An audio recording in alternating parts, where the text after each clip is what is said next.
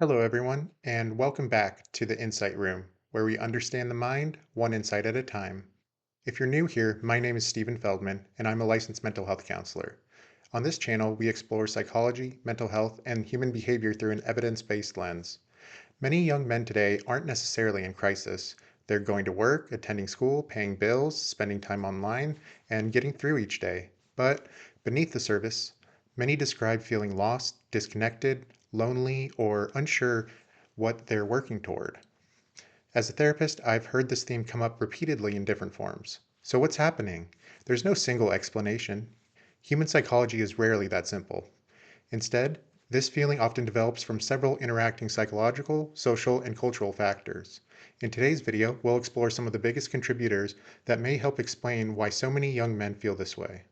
As always, this video is intended for educational and informational purposes only and is not a substitute for individualized mental health care. If you're struggling and need support, please reach out to a qualified mental health professional. Let's get started. Loneliness isn't just being alone. When most people hear the word loneliness, they picture someone sitting alone in a room with no friends. But psychologically, loneliness isn't simply being by yourself. It's the gap between the relationships you want and the relationships you actually have.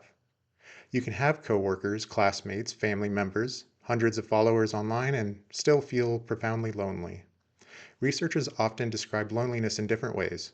There's social loneliness, which is not having enough interaction with other people. There's emotional loneliness, which is not having someone you truly trust or confide in. Some researchers even describe existential loneliness, which is the feeling of facing life without a strong sense of meaning or belonging. As a therapist, one thing I've noticed is many young men don't necessarily tell me they have no one in their lives. Instead, they say something like, I have people around me, but I don't really feel understood. I think that's an incredibly important distinction. Being around people isn't the same thing as feeling known by them. That feeling of truly being understood appears repeatedly throughout the research on loneliness, and it may be one of the biggest protective factors for mental health. Not having hundreds of friends, not being the most outgoing, just feeling like someone genuinely understands what you're experiencing. Unfortunately, many young men don't feel that way. We're losing the places that build friendship. One of the biggest misconceptions about male friendships is that men don't want close relationships. I don't think that's true. It's not true for me. The research actually paints a more interesting picture. Men often develop friendships differently than women do. Many friendships begin through shared activities rather than emotional conversations. Sports, work, gaming, the gym, hobbies, volunteering, or working on projects together can all create opportunities for trust to develop naturally over time. There's nothing wrong with that. In fact, it's one of the ways many men connect best. The problem is that many of the environments where those friendships naturally formed have become less common or less consistent. After high school or college, people move away. Careers become more demanding. Relationships and family require more time. Friends scatter across different cities. Suddenly, maintaining friendships requires intentional effort instead of simply showing up every day. Many men also describe not wanting to bother other people. They don't want to seem needy. They assume everyone else is busy, so they don't reach out. Ironically, their friends are often thinking exactly the same thing. Everyone assumes someone else will send the text, make plans, or reconnect. And before long, months or even years have gone by. One thing I found particularly interesting while reviewing the research is that many men report feeling most connected when they're working towards something together. Building something, fixing something, playing on a team, volunteering. Those shared activities often become the doorway to meaningful friendships. So perhaps the answer isn't simply telling men to open up more. Sometimes the first step is creating more opportunities to do meaningful things alongside other people. For many men, conversation follows connection, not the other way around. Purpose. We need more than happiness. One of the biggest themes I hear from young men isn't necessarily depression, it's uncertainty. Questions like, what am I supposed to be doing with my life? Am I falling behind? Or is this really all there is? Those aren't just career questions, they're questions about identity and purpose. Psychology has consistently shown that people don't simply need pleasure to thrive, we also need meaning. We want to feel like we're moving towards something that matters. We want to feel like our actions have a purpose. We want to feel like we're contributing in some meaningful way. For many young men, that sense of direction feels less clear than it once did. Previous generations often had more predictable paths into adulthood: graduate, get a job, buy a house, get married, raise a family. Those paths were never perfect, and they certainly weren't available to everyone, but they did provide a general roadmap. Today, there is much more freedom, which has many advantages, but with greater freedom often comes greater uncertainty.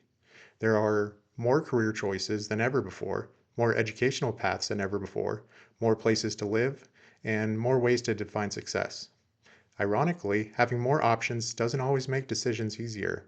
Sometimes it creates what psychologists call choice overload, where having too many possibilities actually makes us feel less confident in the decisions we make.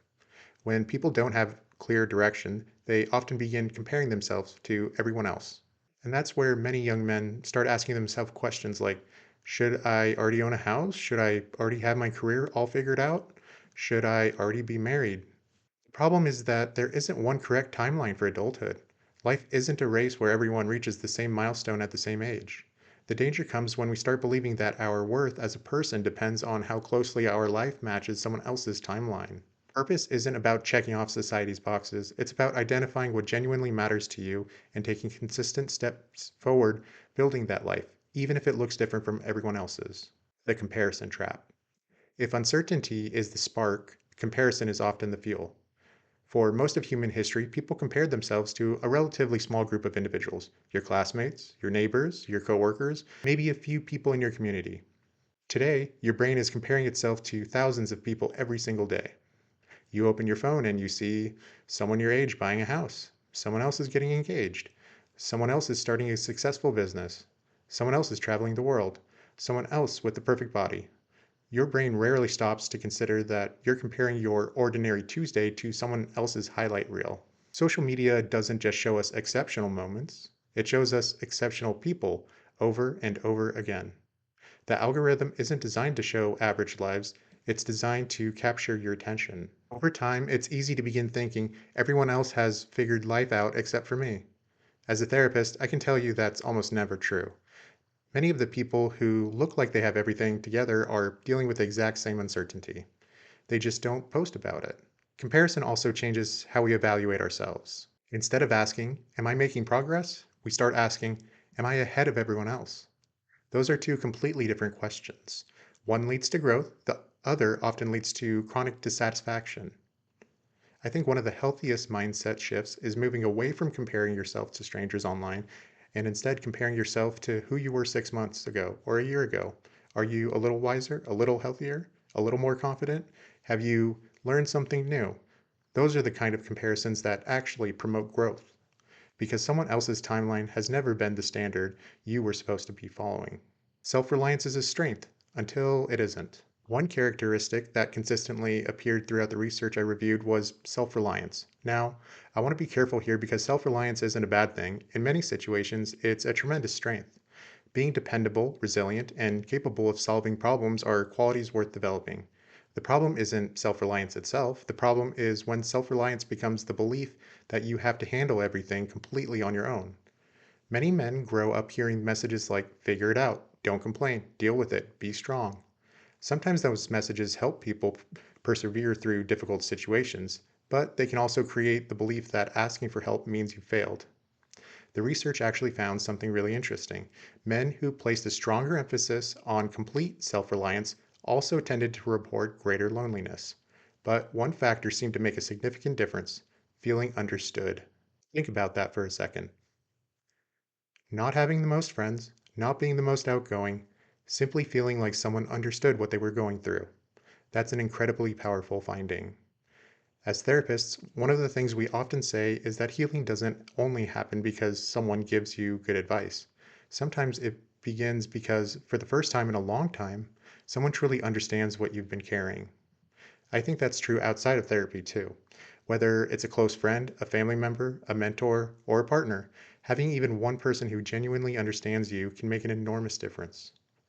Strength isn't pretending you don't need anyone. Real strength includes knowing when to lean on other people. The internet can help or keep you stuck. The internet has made it easier than ever to find people who share your experiences.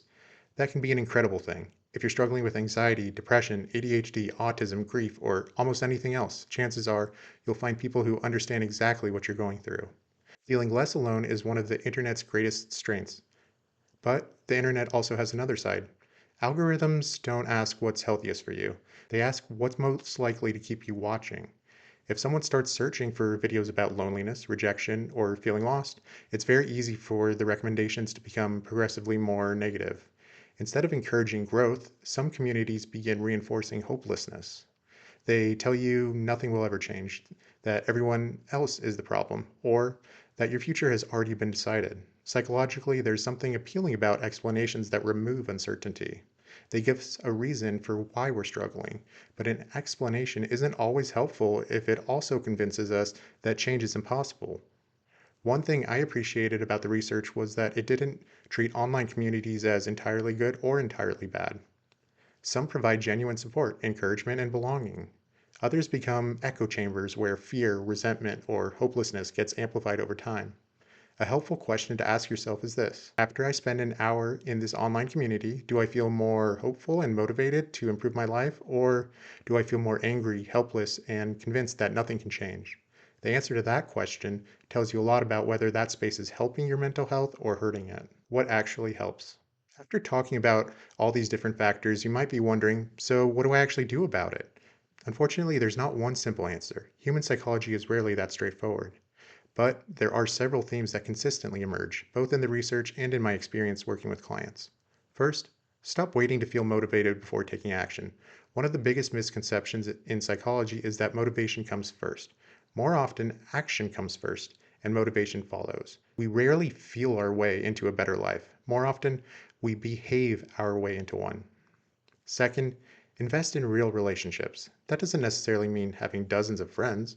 Research suggests that even one or two close, supportive relationships can make an enormous difference. If there's someone you've been meaning to reach out to, send the text, make the phone call, invite them to grab coffee. It might feel awkward at first, but meaningful relationships almost always require someone to make the first move. Third, build something. That could mean learning a new skill, improving your physical health, volunteering, creating art, starting a business, fixing up your home, or working towards a career goal. Purpose doesn't usually appear out of nowhere.